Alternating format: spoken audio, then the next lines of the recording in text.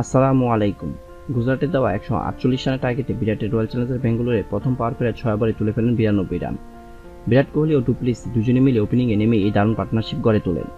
ব্যক্তিগত ৯২ রানে ডুপ্লিস আউট হওয়ার পর হঠাৎ ব্যাঙ্গালোরে ব্যাটিংয়ে যেন দশ নেমে আসে। মাত্র ২৫ রান তুলতে হারিয়ে বসেন ৬ উইকেট, যা দেখে দর্শকরা রীতিমতো থ মেরে যান।